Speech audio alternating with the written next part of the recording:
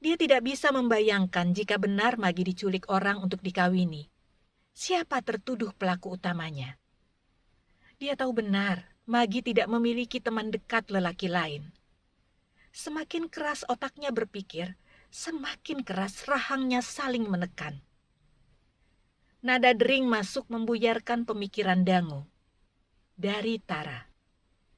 Dangu menceritakan hasil pencariannya dan meminta bicara dengan Ama Bobo.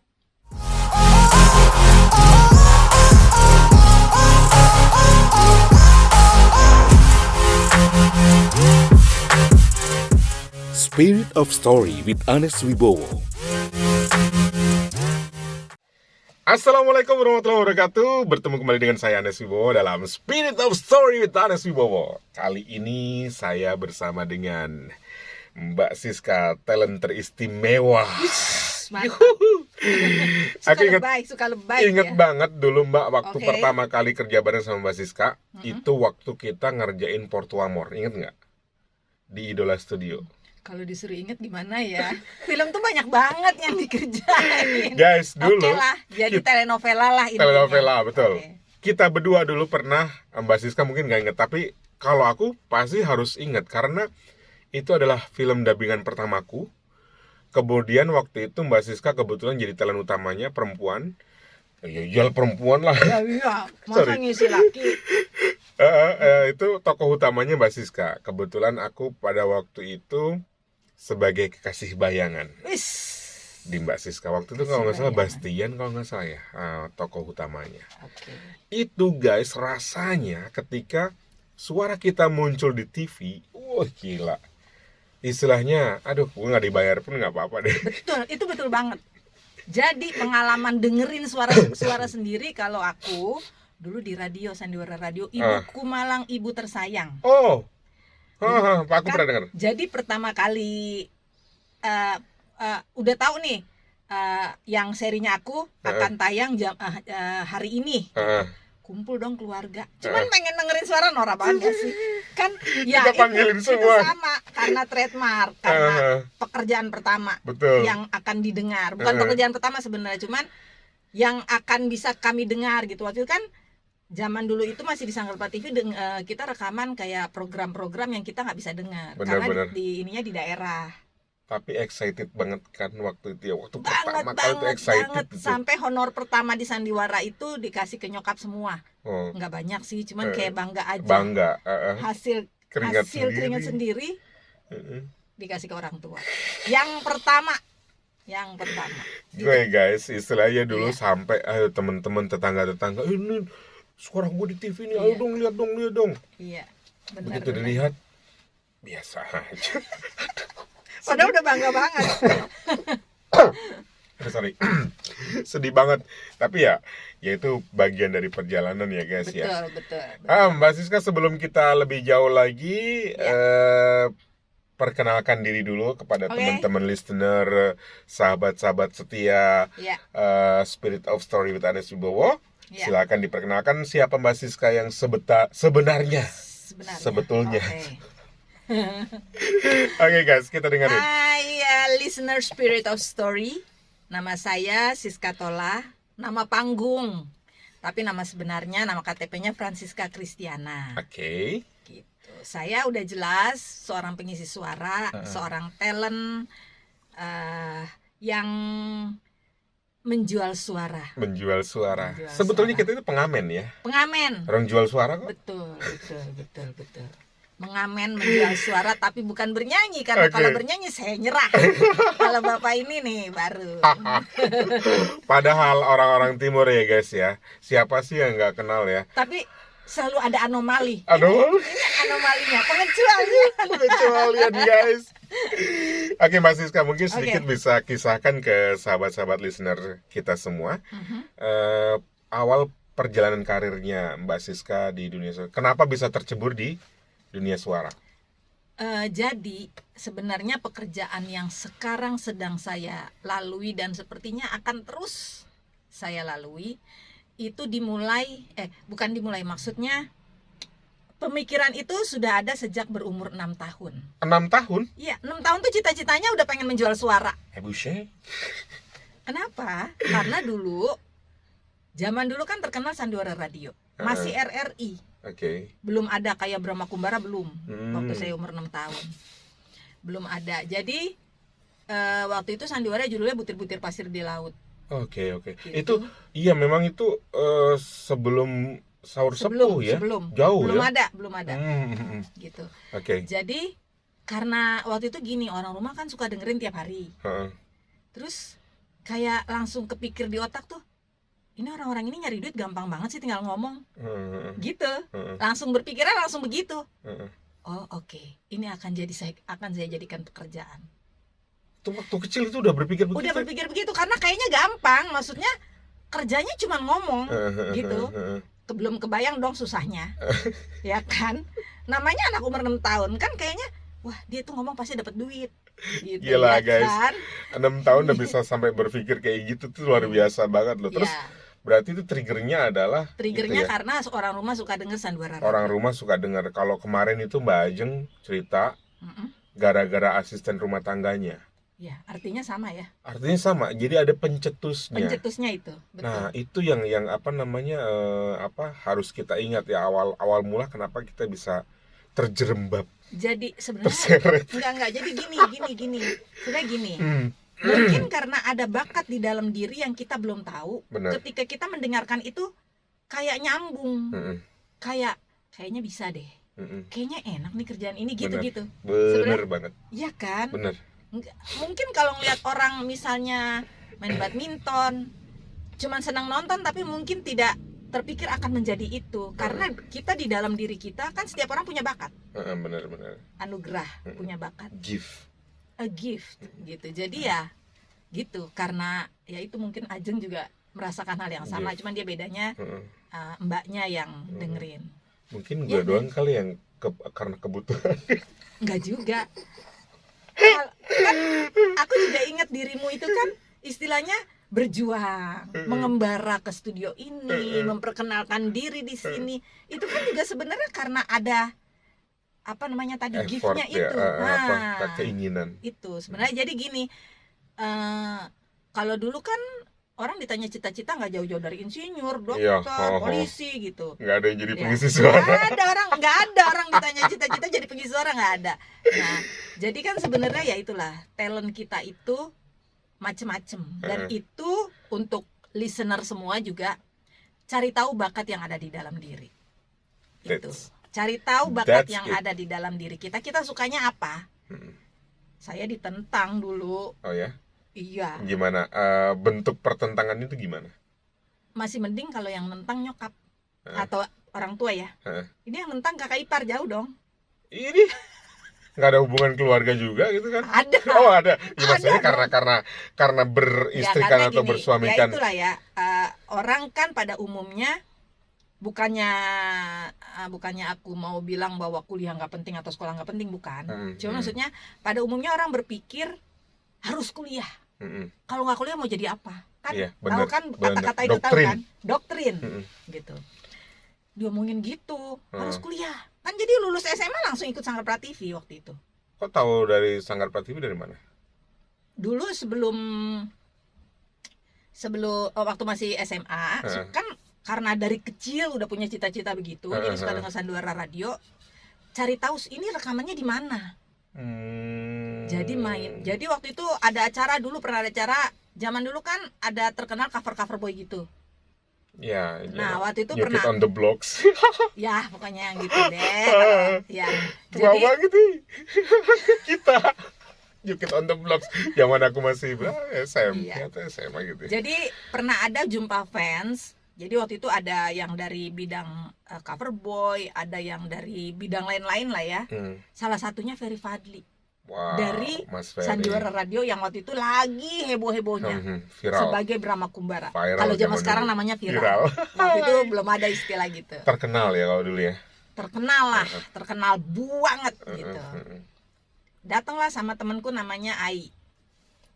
Dia juga Sebentar. Ai Mas Eko. betul. Oke. Halo Mbak. Halo. Semoga melihat channel ini ya. Sobatku yang sampai sekarang, walaupun dia sekarang udah jadi guru, Dan tapi sudah dulu tidak kita berkecimpung berangkat ya. bersama. Oke. Tapi dia masih ada yang nyari iklan. Oh gitu. Iya. Masih sempat Masih. ngisi suara juga. Iya, masih. Luar biasa. Sesekali. Ih. Mantap. Jadi Oke, lanjut. datanglah ke acara itu, minta tanda tangan dong, Mm-mm. gitu. Minta tanda tangan sampai ada fotonya. Sama sekali nggak menyangka bahwa walaupun memang ada kepikiran pengen jadi pengisi suara, tapi nggak nyangka kalau sekarang jadi teman. Dari yang dulu ngejar-ngejar minta tanda tangan doang, sekarang mah jadi teman. Luar biasa ya. Begitu. Itu jadi Jadi ya terus waktu itu juga sering main ke studionya Ibu Maria Untu, idola. Waktu masih di daerah Kemayoran. Jadi waktu itu main ke idola di daerah Kemayoran. Dari situ Ibu Maria Untu bilang kalau kamu pengen ikut rekaman, ikut talent scouting di Sanggar Prativi. Akhirnya daftarlah di Sanggar Prativi tahun 88 88 bulan guys. Januari. Luar biasa. Ikut talent scouting 3 bulan, lulus nongkrong di situ. Nah itu begitu nongkrong di situ diomelin Sama? kakak ipar tadi. Boleh tahu nggak bocoran namanya siapa? Jangan. Oh, jangan. Diomelin, mau jadi apa gini harus kuliah. Mm-mm. Akhirnya kuliah, tapi tetap ya, tapi kan karena kuliah jadi nggak ada waktu. Mm. Tapi kalau libur nongkrong tetap Mm-mm. di Sanggar, nggak Mm-mm. mau pokoknya harus. Mm-mm. Nah setelah lulus kuliah sudah dapat ijazah, udah bye ijazah. Itu jasa apa? Sarjana apa dulu? D3 sih. D3. D3. Maksudnya jurusannya? Kenapa? Kok jadi ketawa? Ya bukannya Tata boga. Hah? enggak. Oh bukan. Bukan, Apa? bukannya mau bilang nggak ada hubungannya, pasti tetap namanya kuliah itu tetap berguna lah ya. Oh. Paling nggak sekarang berguna buat ngitung uang, Oke. gitu. Perbankan. Perbankan guys. Tapi ya, bukan saya sendiri, pasti banyak yang Banyak. kuliahnya pertanian, terus kerja di mana gitu, kerjanya, iya, Banyak kok teman-teman kita yang sarjana ya terjun kan. di dunia suara Jadi banyak. jadi kuliah tuh cuman supaya kuliah aja. Ini ngelamar, Oke. diterima. Tapi tetap karena waktu itu lagi mulai awal-awalnya dubbing. Waktu itu kan yang dubbing baru sedikit orangnya. Jadi akhirnya setelah dihitung-hitung matematikanya, kayaknya banyak kan rekaman ya Daripada kerja. udah ah. Jadi begitulah ya ceritanya sampai hari ini. Sebenarnya sih kalau dipikir-pikir, ternyata kita bisa ya. Ternyata kita bisa. Cuman ngandelin gift yang Tuhan kasih ya. Jangan Kita. bilang cuman. Oh iya, Itu maksudnya segalanya. yang Ketika Tuhan kita- kasih ya, gitu loh. Ketika kita mendalami apa yang ada di dalam diri kita dengan Sungguh-sungguh. sungguh-sungguh. Itu pasti Ya itu dampaknya artinya akan yang bagus. pengen aku tekankan adalah bahwa seseorang ketika dikasih gift, Iya. walaupun itu cuma satu, misalkan Iya. satu keterampilan dia, Iya. tapi itu bisa menyelamatkan hidup dia loh. Betul, Itu. betul. Terus tadi ada masa kosong dong dari ketika berpikir 6 tahun sampai dengan akhirnya bergabung dengan Sanggar atau Idola dulu tadi ya? Tadinya ya itu tadi ngefans terus cari tahu studio mana itu. Nah itu kan datengin ada masa studionya. kosong. Ada masa kosong dari 6 tahun sampai dengan. Mm-mm. Nah itu pada waktu itu gimana tuh? Maksudnya untuk ngisi kekosongan itu apakah tetap belajar di rumah dengan membaca sendiri atau melupakan itu dan akhirnya ketemu gitu loh? Mungkin ketemunya setelah udah SMA, ketemu lagi ke dunia itu. Tadinya sudah terlupa. Berarti memang ada jeda ya? Ada jeda. Setelah SMA Kita sama banget sih, Mbak, ya Allah. ada jeda. Karena terlupa kan. Maksudnya waktu itu kan 6 tahun namanya pemikiran anak kecil. Iya. Kemudian kan ya udah, pokoknya itu kayaknya enak nyari duitnya, tapi terus kan lupa. Setelah SMA Sandiwara Radio booming.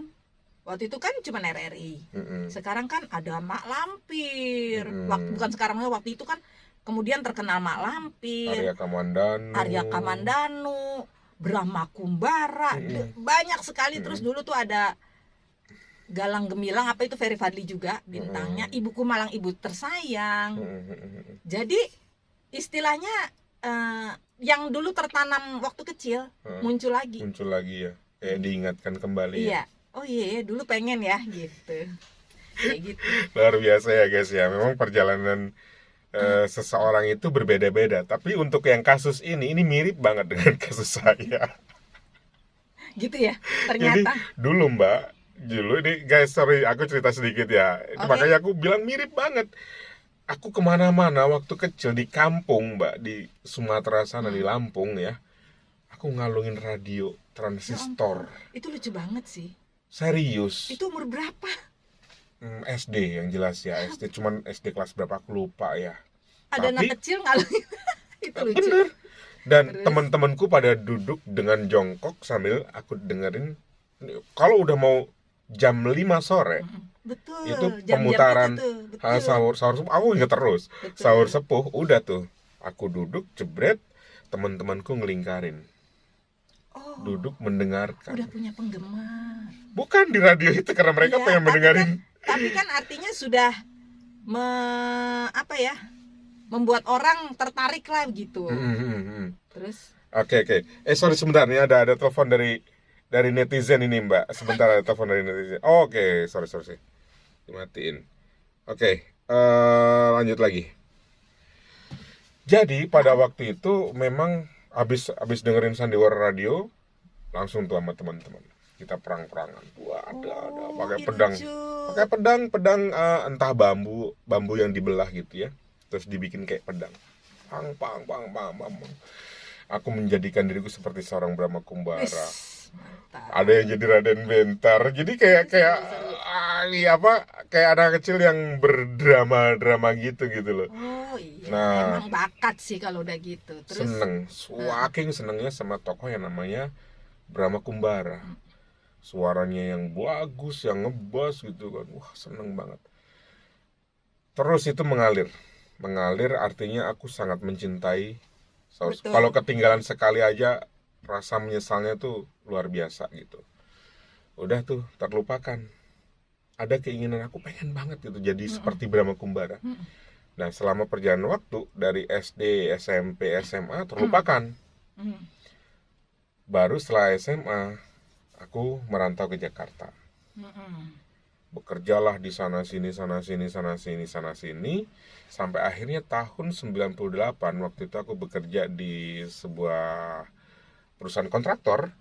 Di perusahaan kontraktor kolaps. Aku mengundurkan diri karena memang kondisinya sudah tidak memungkinkan karena krisis 98 Krismon itu ya. Setiap hari aku cuma melihat TV telenovela Mbak. Zaman itu Rosalinda guys. Iya. Aku nonton TV tiap hari di kos-kosan. Kok Trina ini triggernya? Iya. Aku bisa seperti mereka. Aku bisa seperti waktu itu kan ada di wawancarai ada namanya Romli. Combi. Nah, itu Romli, terus si Ebe, terus si banyak banget itu teman-teman yang Edan.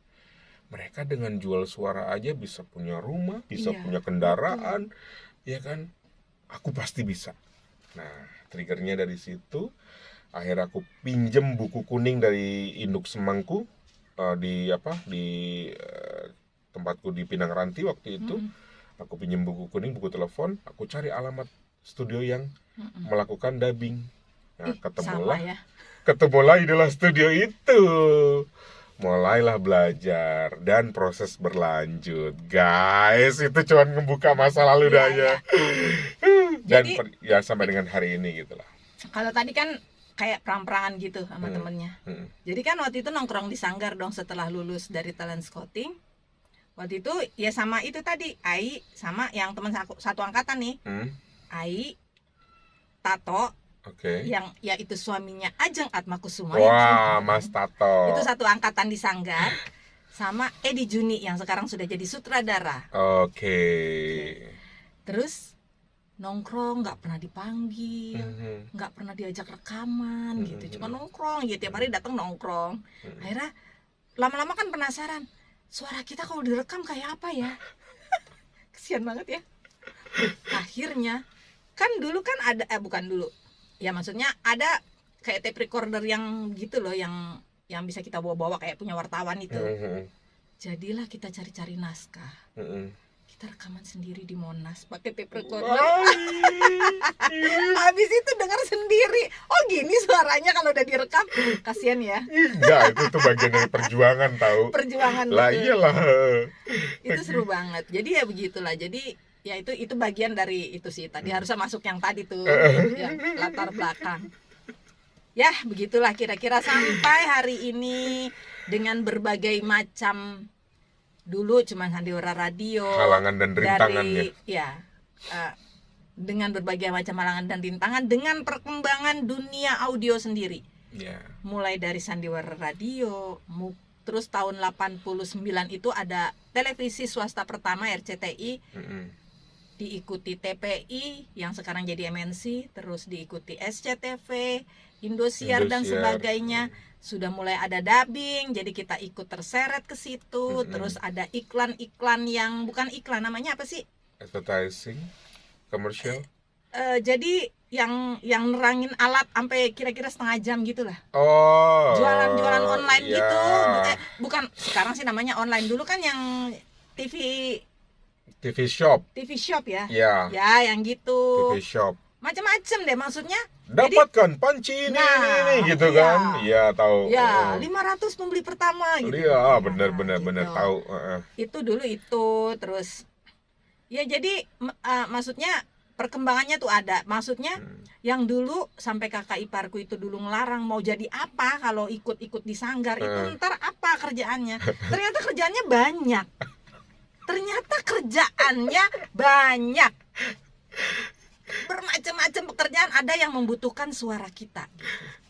Ya sandiwara radio, ya itu dubbing, terus ya itu iklan-iklan. Ya kalau iklan yang komersial yang setengah 30 detikan gitu yang tayang radio atau TV itu saya ada, tapi maksudnya bukan orang iklan lah ya, hitungannya bukan orang iklan.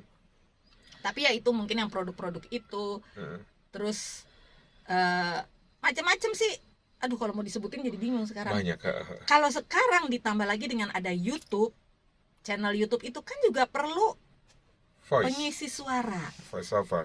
Ada lagi sekarang yang lagi Hits sedang kita bahas adalah audiobook. Jadi nambah terus gitu loh. Bidang pekerjaannya ini nambah terus, nggak pernah berkurang. Bener. Pernah ada satu kejadian kita tahun berapa itu yang dubbing dilarang. Pernah mengalami fase itu juga. Bener. Tapi waktu itu bikin undang-undangnya rada aneh sih, dubbing Indonesia dilarang. Jadi kalau mau dubbing pakai bahasa Inggris lah, kayak kita bangsa mana gitu. Kebetulan bisa sedikit bahasa Inggris, jadi terseret lah dubbing Inggris, ikut. Kayak gitulah. Jadi ada emang turun Tuhan memberikan rezeki itu mau orang pampet gimana pun, orang lain mampet. Ada aja celah ya. Iya. Kalau itu kita luar biasa. sungguh-sungguh. Yang penting sungguh-sungguh dan kita tetap berharap pada satu Tuhan saja gitu. Jadi pasti dikasih jalan. Jadi ternyata yang dibilang mau jadi apa itu patah dengan sendirinya karena ternyata pekerjaannya banyak. Pekerjaan mengisi suara itu macam-macam. Ya kan? Betul. Enggak cuman dubbing. Iya. Nah, makanya sekarang ada berapa nih bidang suara yang digelutin Mbak Siska? Berapa aja? Dubbing? Ya kalau sandiwara. Yang pernah dilewatin. Ya itu tadi yang iklan-iklan TV shop. Terus TV iklan shop. yang komersial biasa juga ada, tapi nggak banyak. Ingat nggak apa produknya misalnya? Lupa. Banyak. Ya, karena kan nggak banyak. Maksudnya jadi udah lupa juga, udah lama juga. Terus dulu kayak iklan yang buat anakku pakai coba-coba apa sih, caplang ya? Kok nyebut produk? Nggak boleh. Nggak apa-apa, bebas kok. Pernah. Bebas. Caplang ya, buat anak kok coba-coba. Itu guys, inget ya. Buat anak kok coba-coba. Ini suaranya Mbak Siska tolak. Pernah, tapi mungkin ada juga orang lain yang pernah mengucapkan itu. Nanti ya karena itu kan tagline ya. Ya gitu. Itu kan tagline. Kayak itu ya. Tapi kan salah satunya. Apalagi ya? Oh, yang jelas gini, karena merasa bisa mendapat berkat untuk bisa menjual suara. Jadi juga di gereja mengajukan diri untuk jadi lektor. Oke. Atau pembaca pengumuman? Ya kan itu termasuk. Termasuk lektor? Ketika kita jadi lektor kan kita terakhir baca pengumuman. Oh iya. Lupa ya? Aku lupa. Udah lama nggak ke gereja. Oh, soalnya gerejanya online terus. Jadi lupa dia. Jadi maksudnya gini, itu kan bakat dari Tuhan. Sementara di gereja ada satu apa ya? Ada satu pekerjaan, bukan pekerjaan yang artinya dibayar, bukan, maksudnya ada satu apa ya namanya ya? Pokoknya ada satu tugas yang bisa kita laksanakan. Kenapa kita nggak masuk ke situ juga? Betul, inisiatif lah. Inisiatif gitu. Jadi gitulah ya. Oke. Pernah jadi lektor, sekarang udah enggak. Gitulah gitu. Oke guys, menarik banget ya ngobrol bareng sama Mbak Siska. Biasanya ini sampai pagi kalau saya terusin sama dia tuh kalau ngobrol panjang lebar. Ya, Mbak Siska, terus ada yang bertanya nih, kira-kira ya berapa buku sih yang sekarang, kan tadi kita bahas audiobook ya, sempat hits audiobook. Nah ini biar teman-teman paham audiobook tuh maksudnya apa. Audiobook itu maksudnya buku yang tadinya hanya bisa kita baca, sekarang buku bisa didengarkan. Jadi misal di dalam busway, di dalam kereta, dan yang mobil. jelas itu kita bisa ngedengerin tanpa kita harus membaca. Artinya bisa sambil nutup mata gini kita bisa mendengarkan cerita atau apapun isi buku itu. Misalnya buku tentang healing atau apa, malah lebih bisa menyerap gitu, karena kan kita bisa sambil merem gitu. Tahu kayak didongengin. Kayak didongengin. Terus untuk orang-orang kayak ibu saya dulu pengen baca Alkitab, tapi tulisan Alkitab kan kecil-kecil. Sayangnya dia udah nggak ada sih ya. Kalau masih ada kan sekarang Alkitab ada yang udah dalam bentuk, ada orang-orang yang upload Alkitab dalam bentuk audio gitu. Jadi audiobook itu juga bisa membantu tunanetra, orang-orang tua yang kemampuan membacanya sudah berkurang karena mata. Betul. Lelah mungkin matanya, atau matanya sudah tidak bisa membaca huruf-huruf yang kecil. Capek. Jadi ada manfaatnya. Gitu. Gitulah. Itu guys ya. Jadi memang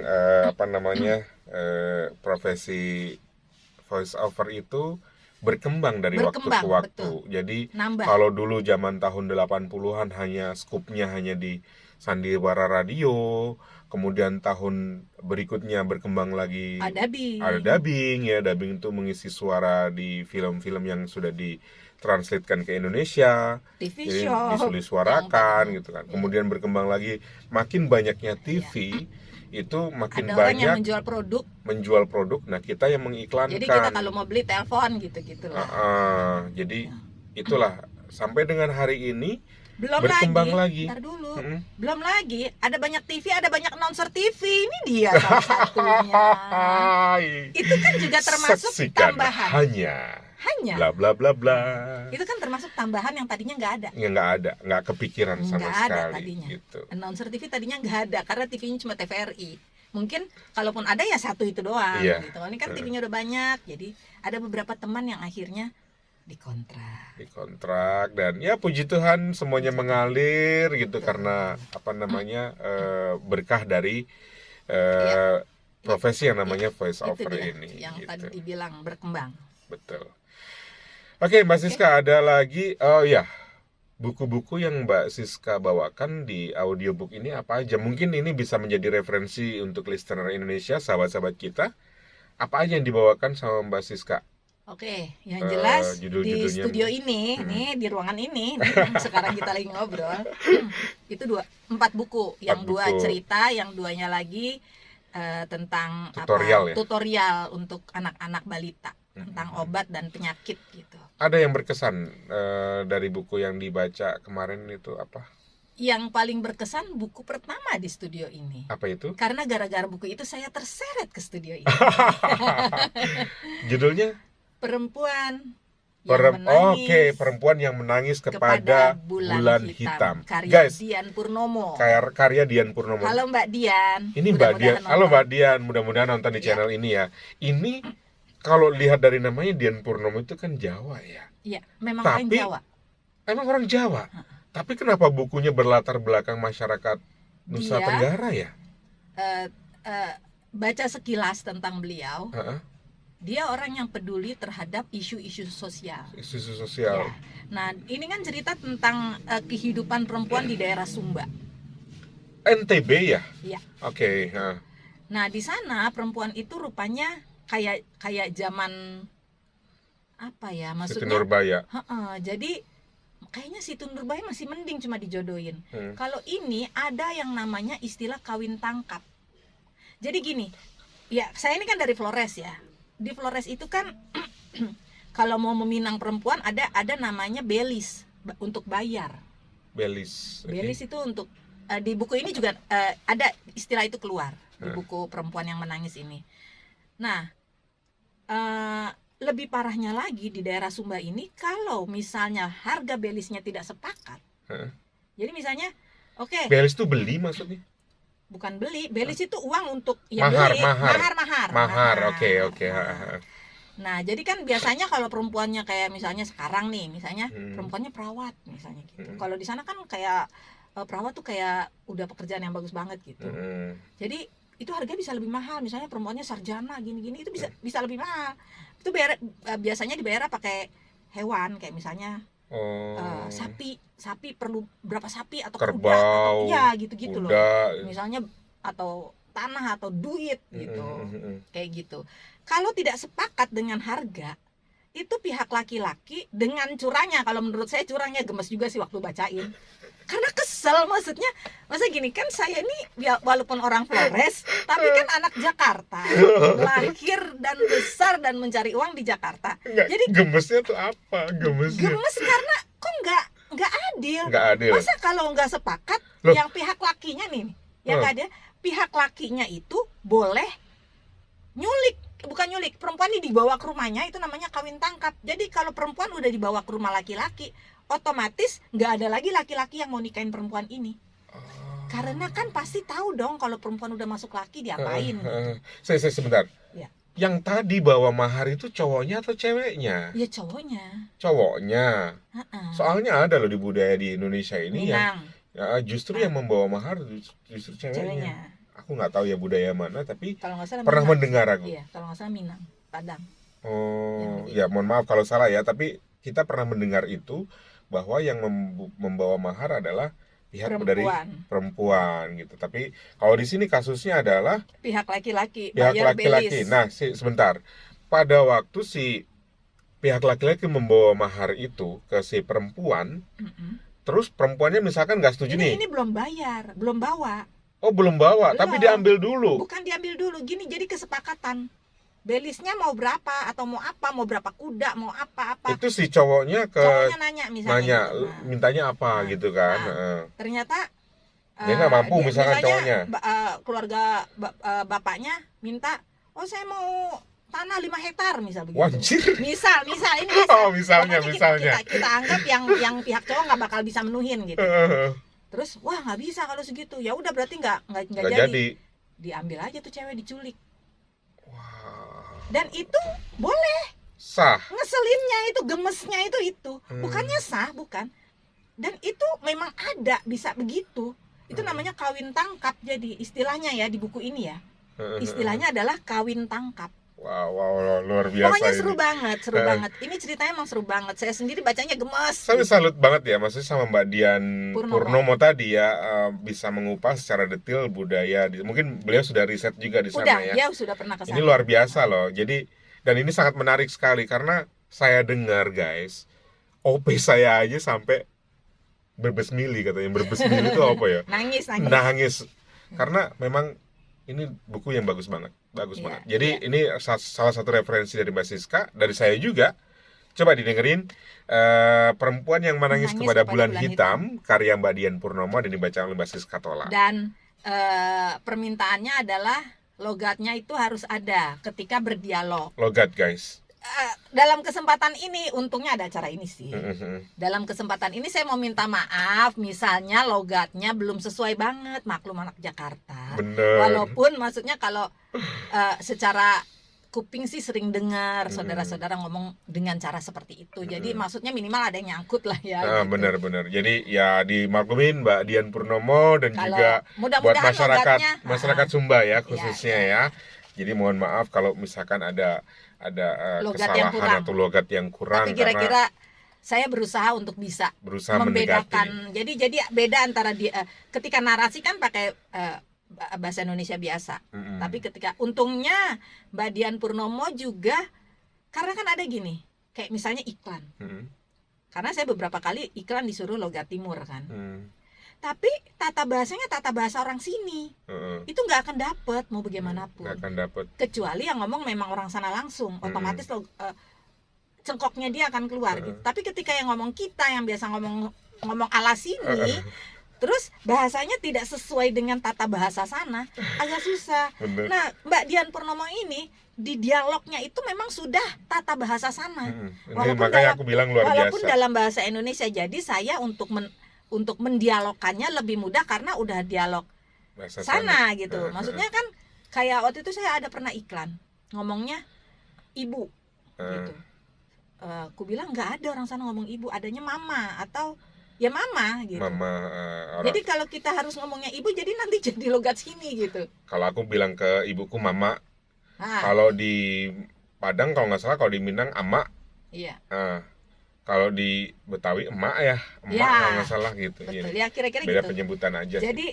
Jadi karena tata bahasanya sendiri sudah tata bahasana, kayak misalnya sudah tuh kayaknya. Sudah makan belum?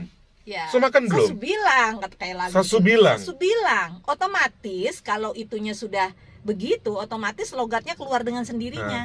Tapi kalau saya sudah bilang bisa sih, cuman kurang enak. Kurang enak. Gitu. Sasubilang. Ya, Sasubilang. Sasubilang. Gitu. Sudah makan sana. Sudah makan sana.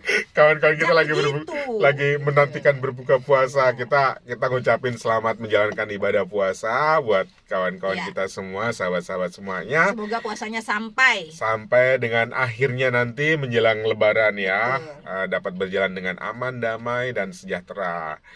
Oke guys, kita lanjut lagi ya, boleh nggak? Boleh ya? Banget. Masih banget. Tadi nanya berapa buku? Nah, tadi berapa buku belum dijawab? Kalau yang ada di platform Storytel, jangan lupa download platform Aplikasinya. Storytel. Aplikasinya di download. Mm-mm. Kalau lihat di aplikasi, sejauh ini ada 24. Wow, banyak banget. Lumayan. Satu buku itu biasa berapa lama ngerjainnya? Tergantung dong. Heeh. Kan Anda tahu. Tipis tebalnya. Tergantung tipis tebalnya. Kalau saya tergantung- tahu, tapi kan pendengar nggak tahu. Maaf ya. Maklum ya Biasa sama kita obrolan. ngobrol berdua nih. Ya, Jadi, listener biar tahu. Berapa lamanya itu tergantung tipis tebalnya buku, tergantung besar kecilnya huruf, tergantung padat tidaknya tulisan. Oke.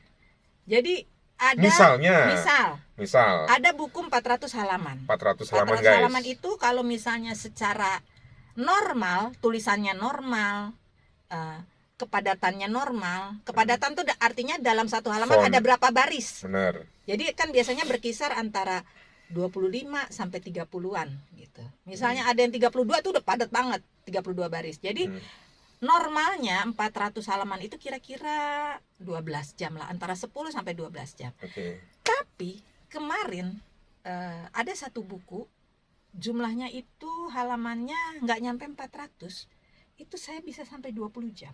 Wow, padat banget Karena berarti. padat sekali. Padat Jadi merayap. jadi itu tergantung, cuman maksudnya kalau normalnya 400 halaman ya kira-kira 12 10-12 jam lah. Kalau saya lama pengerjaannya karena lumayan tahan panas. Di dalam tanpa AC tahan panas. Oke.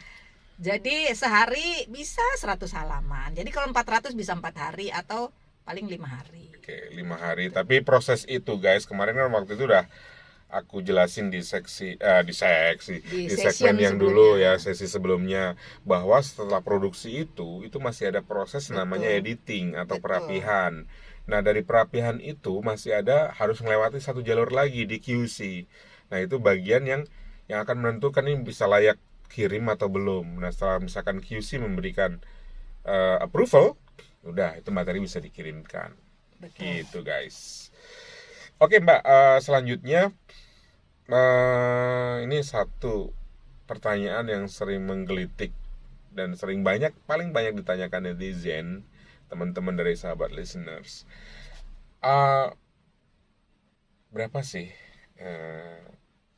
worth it nggak sih income yang didapatkan dari profesi pengisi suara? Wah, ini pertanyaannya susah sih. Ini ya memang sih kadang-kadang Karena kalau kalau harus udah bicara itu kayak rada-rada gimana harus gitu. menjawab angka atau apa kayaknya berat Iya. banget ya. Bukan apa-apa sih, maksudnya kayaknya kok nggak etis, tapi ya Nggak enak. Tapi maksudnya ya worth it nggaknya gitu, yang penting nggak ada gambaran. worth it sih, worth it lah. Worth it lah. Artinya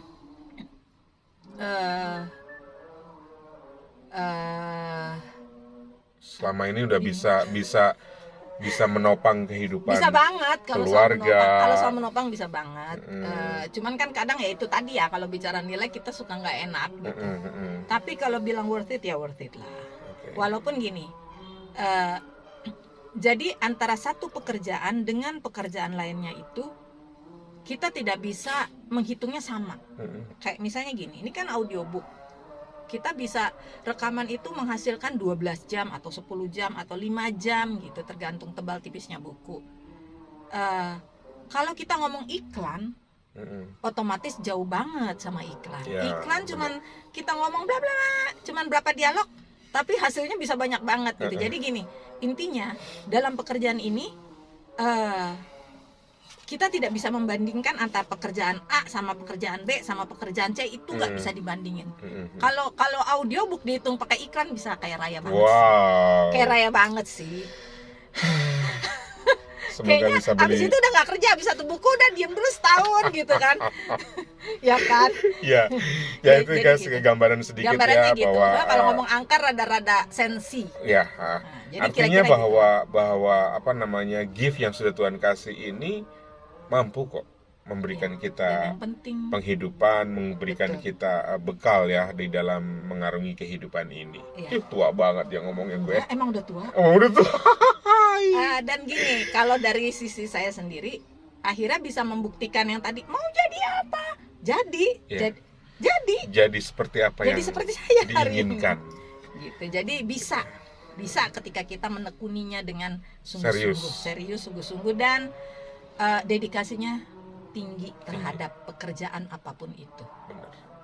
Oke guys, sebetulnya masih banyak banget yang pengen kita obrolin ya, tapi mengingat ini sudah menjelang asar, teman-teman kita Lagi juga bulan kan puasa rekaman. lagi bulan puasa. Nah, di apa namanya, sedang mau masuk asar, jadi kita sudahi saja Oke. obrolan ini. Kan Nanti nanti kita ada lagi ya. nanti ada lagi, kita sambung-sambung Kayak lagi. nuntut. Dan jangan lupa itu tadi, untuk mendengarkan audiobook ini silakan download aplikasinya di Storytel. App Store, App Store. Storytel. Aplikasinya namanya Storytel. Storytel. Oke. Tagline-nya audiobook kapan saja, di mana saja. Coba Mbak Siska. Audiobook kapan saja, di mana saja. Oke, itu tagline-nya ya guys. Oke, terima kasih untuk kesempatannya bergabung bersama dengan kami. Sampai jumpa di lain kesempatan. Terima kasih, bye-bye. Tanpa menunggu diperintah 2 kali, Tara menggendong anak laki-lakinya dan berjalan ke rumah Dangu. Beberapa meter dari rumah Dangu, dia sudah melihat Ina Nano, ibu Dangu. Dan Tara segera berteriak menanyakan apakah Dangu ada. Kepala Dangu menongol dari pintu tidak lama setelah namanya disebut. Saju baru ada WA, tapi Dong belum balas. Nah, ini baru. Tanpa menunggu diperintah 2 kali, Tara menggendong anak laki-lakinya dan berjalan ke rumah Dangu. Beberapa meter dari rumah Dangu, dia sudah melihat Ina Nano, ibu Dangu. Dan Tara segera berteriak menanyakan apakah Dangu ada. Kepala Dangu menongol dari pintu tidak lama setelah namanya disebut. Saju baru ada WA, tapi Dong belum balas. Tidak biasanya seperti ini perempuan bodoh itu. Ada habis pulsa kok dia? Tara mengangkat bahu. Kau jemput saja ke dong punya kantor sekarang. Bisa Dangu? Kening Ina Nano mengernyit. Dari jam berapa Magi tidak bisa dihubungi? Tara memberitahukan informasi yang sama seperti yang disampaikannya kepada ibu mertuanya. Dia memang baru mengirim SMS jam 6 sore. Sebelumnya dia merasa tidak perlu menanyakan kapan Magi pulang. Karena perempuan itu memang tidak biasa pulang sebelum pukul 17.30. Sorry ya. Sementara Tara berbincang dengan Ina Nano, Dangu masuk rumah mengambil kain, membelitkan ke perutnya, lalu menyelipkan parang ke sisi kiri di antara belitan kainnya. Kunci motor diambilnya lekas. Dia berpamitan kepada ibunya. Berdampingan dengan Tara, keduanya berjalan ke arah parkiran motor. Di kampung ini motor-motor terparkir. Ya. Ya. Di kampung ini, motor-motor terparkir menjadi satu di halaman luas di sebelah bawah di pinggir kampung karang. Kadang-kadang ada yang meletakkan motor di depan rumah. Tetapi tidak semua orang punya ruang cukup luas di depan rumahnya. Umumnya di depan rumah ada jalanan. Salah. Ya. Oke. Umumnya di depan rumah adalah jalanan umum kampung yang dilewati sehari-hari oleh penduduk. Paling lebar jalannya bisa dilewati 2 motor berpapasan, atau bahkan kurang dari itu. Jangan lupa, sama warna harus ada pink atau ungu muda ya. Teriak Tara ketika Dangu sudah mulai menyalakan motornya. Yang dia maksud adalah casing untuk ponselnya. Ya. Oke. Teriak ya. Ya. Jangan lupa, sama warna sorry. Ya. Ya. Jangan lupa, sama warna harus ada pink atau ungu muda ya. Teriak Tara ketika Dangu sudah mulai menyalakan motornya. Yang dia maksud adalah casing untuk ponselnya. Itu kalau kau punya HP. Ini Rega punya. Mana mau Bapak Lado itu pakai warna pink. Sudah, percaya saja sama Sa. Tara memanyunkan bibirnya, lalu berjalan kembali pulang. Sip. Ya. Berita tentang Magi Diela hilang sudah menyebar ke seluruh kampung 20 menit setelah Dangu Toda pergi. Begitu sampai di kantor Magi, Dangu mendapat informasi dari petugas keamanan bahwa Magi sudah pergi sejak jam 2 siang untuk memberi pelatihan ke Wanukaka. Magi naik motor sendiri. Dari petugas itu, Dangu mendapatkan motor. Oke. Ya. Oke. Ya. Dari petugas itu, Dangu mendapatkan nomor telepon atasan Magi yang menyuruhnya ke Wanukaka menemui komunitas petani di sana.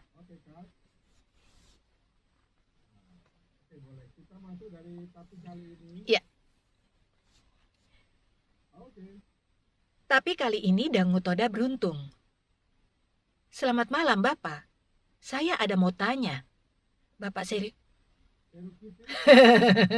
Sirikiti. Oke. Oke. Bapak security di kantor ada bilang kalau hari ini lagi. Ya Allah, apa sih? Sorry. Ya. Ya. Bapak security di kantor ada bilang kalau hari ini Magi Diela ke Wanukaka. Benar begitu, Bapak? Saya bicara dengan siapa? Oh, maaf, Bapak. Saya Dangu Toda. Magi punya saudara. Saya menelepon karena Dong belum pulang sampai sekarang. Dangu menjauhkan gagang telepon dari kepala untuk melihat jam di layar. 19.30. Memang sudah pantas kalau dia menelepon. Oh, begitu, jawab suara di seberang. Sudah dihubungi kok? Sudah Bapak, tidak diangkat. Sebentar, saya telepon Bapak Desa di Hupumada. Telepon ditutup dari seberang. Dangu Toda duduk di dekat security yang sudah menarikan kursi untuknya. Serak. Oke, nggak boleh lagi puasa. Nggak bohong-bohong. Oke. Ya. Dangu Toda duduk di dekat security yang sudah menarikan kursi untuknya. Tidak biasanya sapunya saudara ini pulang malam, Kakak. Dangu memulai. Semoga adik Nona tidak apa-apa. Kalau ada cerita perempuan tidak pulang, saya paling takut sudah. Petugas itu bukan menenangkan, tetapi malah membuat Dangu semakin gusar.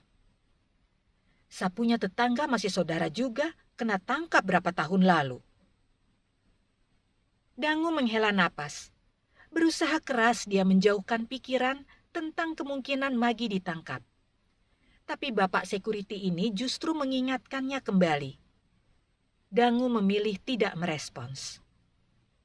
3 atau mungkin 4 menit kemudian, tetapi buat Dangu terasa jauh lebih lama dari itu. Telepon masuk dari nomor atasan Magi. Ya. Ya, oke.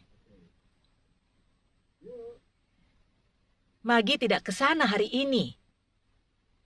Seluruh bulu kuduk Dangu meremang. Pikirannya langsung kacau. Seharusnya jam 3 dia sampai. Lalu acara sampai jam 5 paling lama. Tapi dong tidak ada kabar sampai sekarang. Kenapa Bapak Desa tidak ada kasih kabar kepada Bapak? Dangu Toda setengah memprotes. Dia tidak. Dia ada telepon rupanya. Ya. Dia ada telepon rupanya, tapi saya tidak dengar. Dia kirim SMS kalau hari ini tidak ada pelatihan. Dan Nona Magidiela juga tidak bisa dihubungi. Mereka berdua diam. Magi pernah seperti ini? Tanpa sadar, Dangu merespons dengan menggeleng dan berbisik pelan. Ya.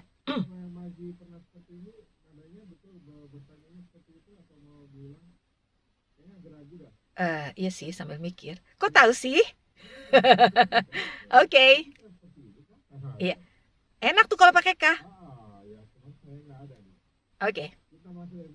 Iya. Magi pernah seperti ini kah? Tanpa sadar, Dangu merespons dengan menggeleng dan berbisik pelan. Tidak. Bapak pimpinan, security yang mencuri dengar, serta Dangu segera tenggelam dalam pikiran masing-masing. Di kepala mereka diam-diam memikirkan hal yang sama. Yapa, tangkap. Tanpa sadar tubuh Dangu Toda gemetar dan rahangnya mengatup rapat. Dia tidak bisa membayangkan jika benar Magi diculik orang untuk dikawini. Siapa tertuduh pelaku utamanya?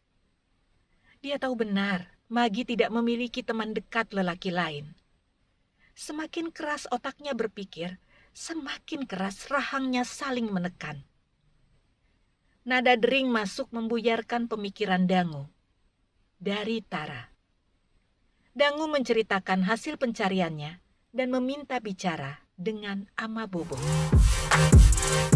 Spirit of Story with Anes Wibowo.